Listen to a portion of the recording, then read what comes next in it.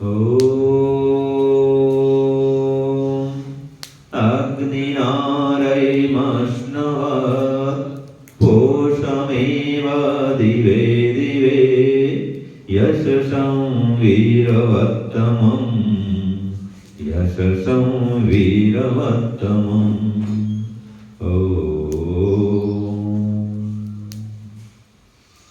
इस मंत्र में कहा अग्निना रई अश्नवत्, अग्नि देव की कृपा से हमें रई मन धन संपत्ति ऐश्वर्य की प्राप्ति होती, अर्थात जो यज्ञ करता है, यज्ञ के अग्नि में घृत की आहुति प्रदान करता है, वो निरंतर आध्यात्मिक और भौतिक दोनों प्रकार की संपत्तियों को प्राप्त करता है, यह रई अश्नवत्। और पोषम एवं दिवे दिवे, हर दिन पुष्टि को समृद्धि को प्राप्त करता है। और यशस्सं वीरवत्तमम्, यश कीर्ति मान सम्मान ये सब भी उसके बढ़ते हैं। तो चारों वेदों में इस प्रकार से यज्ञ की महिमा गाई गई है। यज्ञ का विधान तो वेद में है ही, यज्ञ करने पर क्या लाभ होता है यह भी बता दिया गया है, क्योंकि बिना लाभ को जाने कोई व्यक्ति किसी काम को शुरू नहीं करता है। तो परमात्मा ने यज्ञ के लाभ बता दिए कि उसको सुन करके, जान करके, पढ़ करके व्यक्ति यज्ञ प्रति आकर्षित हुए, यज्ञ का अनुष्ठान करे। तो चारों वेदों में यज्ञ का वेद कौन सा है जिसमें बड़े बड़े यज्ञों का विधान है? जो कर्मकांड का वेद है वो है यजुर्वेद। इसमें यज्ञ के अनेक मंत्र हैं और ये सारा जो यजुर्वेद है कर्मकांड का वेद है, कर्म का वेद है, यज्ञ का वेद है। तो सबसे पहले देखते हैं जो यजुर्वेद है वह इसकी महिमा का बखान कैसे करता है, यज्ञ से क्या क्या लाभ बताता है। तो एक प्रसिद्ध मंत्र है, आपने सुना होगा भी, आयुर्यज्ञेन कल्पताम वाला सुना आपने? आयुर्यज्ञेन कल्पताम और चक्षुर्यज्ञेन कल्पताम, श्रोत्रम यज्ञेन कल्पताम, है ना? वाक यज्ञेन कल्पताम, मनोयज्ञेन कल्पताम, अर्थात ये वाक शक्ति, नेत्र शक्ति, श्रवण शक्ति अर्थात सुनने की शक्ति, नेत्र शक्ति में दर्शन की शक्ति, वाक शक्ति माने बोलने की शक्ति, मानसिक शक्ति, मनन करने शक्ति, निर्णय करने की शक्ति, ये सभी यज्ञ के माध्यम से बढ़ते हैं।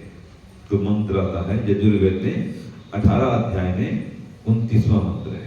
इसमें कहा ओम आयुर्यज्ञेन कल्पताम, प्राणो यज्ञेन कल्पताम, चक्षुर्यज्ञेन कल्पताम, श्रोत्रम यज्ञेन कल्पताम, वाक् यज्ञेन कल्पताम, मनो यज्ञेन कल्पताम, आत्मा यज्ञेन कल्पताम, ब्रह्मा यज्ञेन कल्पताम, ज्योतिर्यज्ञेन कल्पताम, स्वर यज्ञेन कल्पताम, पृष्ठम यज्ञेन कल्पताम, यज्ञो यज्ञेन कल्पताम।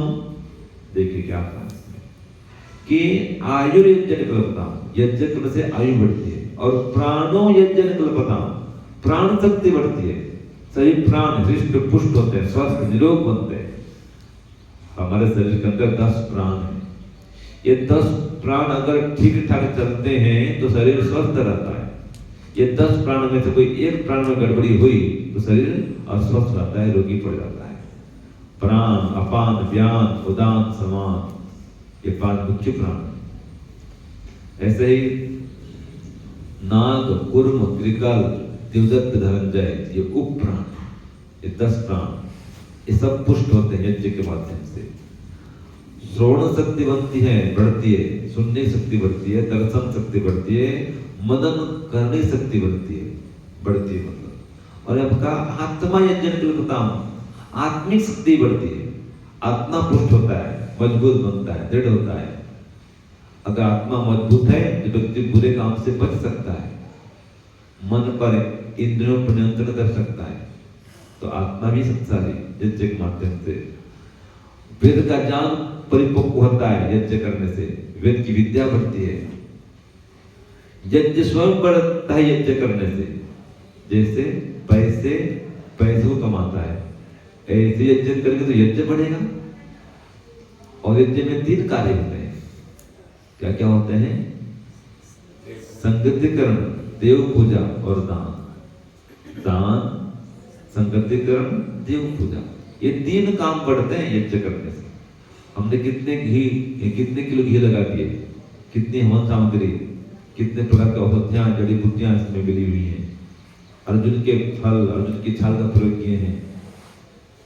ये हमने दान किया अग्निदेव को, लेकिन अग्निदेव रखते नहीं है अपने पास में।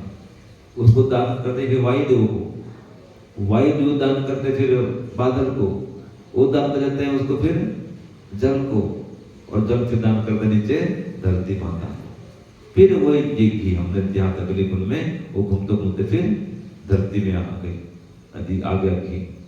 उससे फिर घास आदि उत्पन्न हुआ, अन्न उत्पन्न हुआ, तो गौ माता खाती है, दूध देती है, फिर घी उत्पन्न होता है, फिर हवन करो, ये चक्र चलता है। तो यजुर्वेद में एक विधान है। ऐसे ही ऋग्वेद में, ऋग्वेद में भी जगह जगह इसका प्रमाण मिलता है कि यज्ञ करना चाहिए। तो यज्ञ करने से क्या लाभ होता है? जो ऋग्वेद में कहा गया है, ऋग्वेद में कहा गया है, और अथर्ववेद में कहा है, और सामवेद में कहा है। चारों वेदों में इसके प्रमाण मिलते हैं। तो आइए ऋग्वेद में क्या कहा है सुनते हैं इसके विषय में। इसमें कहा है ऋग्वेद में, सर्व भक्षीय दैव्यम, अर्थात यज्ञकर्ता को दिव्य सुख मिलता है। यज्ञ करता है उसको महान सुख प्राप्त होता है, इसलिए हम हवन करना चाहिए। ये ऋग्वेद में प्रमाण मिलता है। और जब कहा है अथर्ववेद में, अयम यज्ञो गातविद नाथविद प्रजाविद, कि ये यज्ञ है शरणदाता है, पालन वाला है, करने वाला भी रक्षा करना आता है अथर्ववेद। हाँ, ये सामवेद जो है, ये सर्वभक्षी यज्ञ के सामवेद का है। और जो ये ऋग्वेद है उसमें भी आता है।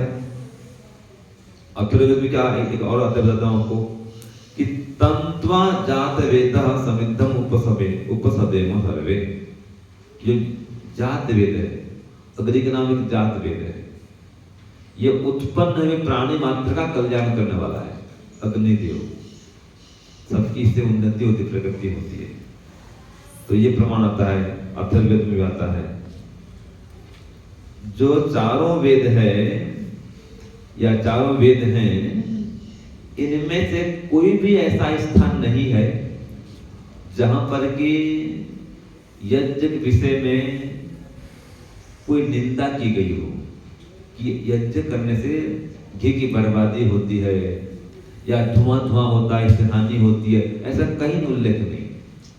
जबकि ये कहा है कि अयम यज्ञो भुवनस्य नाभि, यज्ञ है सारे ब्रह्मांड की नाभि है, ये कहा गया है।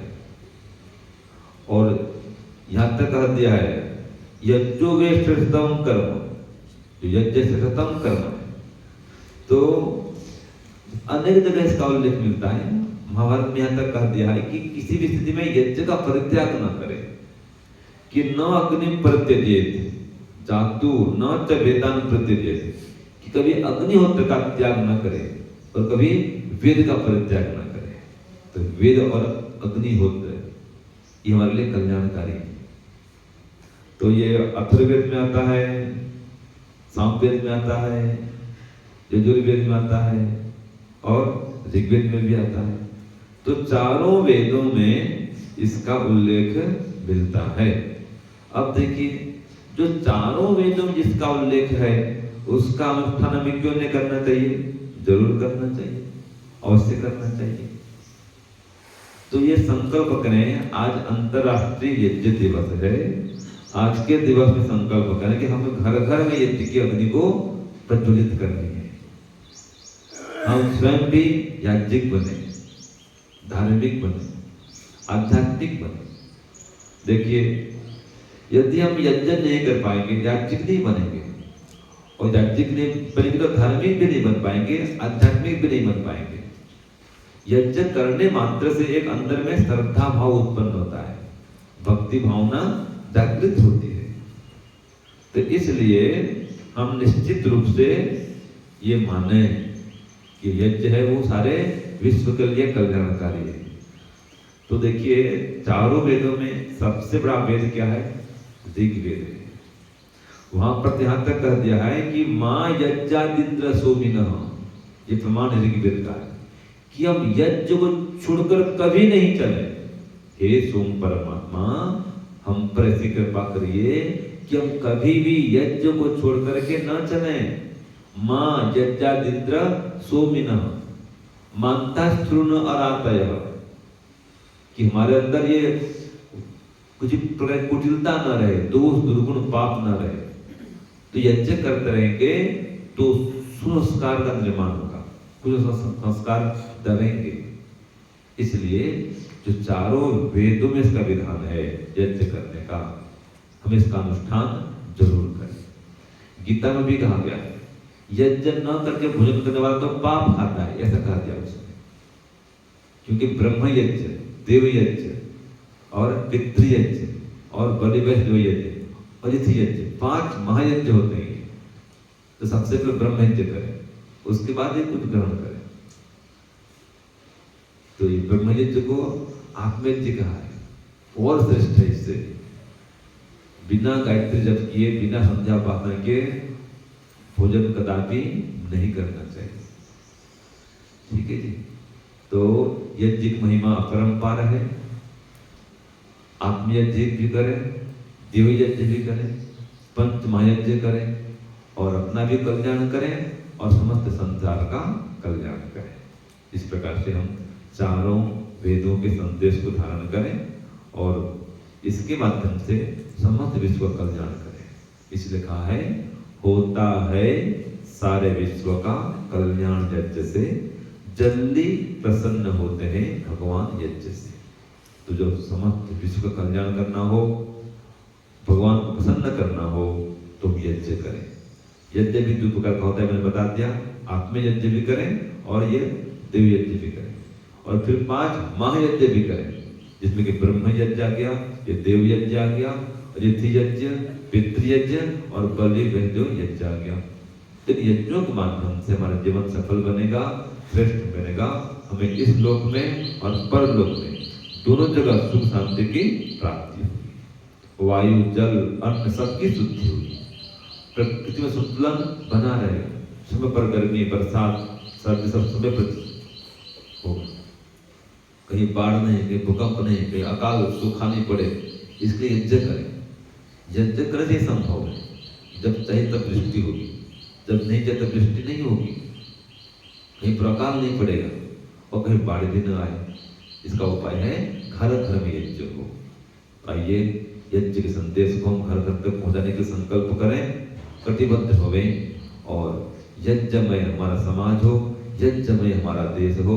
तो निश्चित रूप से हम एक दिव्य समाज का, भव्य भारत का निर्माण कर सकते हैं और पुनः इस आर्यावर्त को विश्व गुरु बना सकते हैं। ओम शांति, ओम शम। सबको सादर नमस्ते।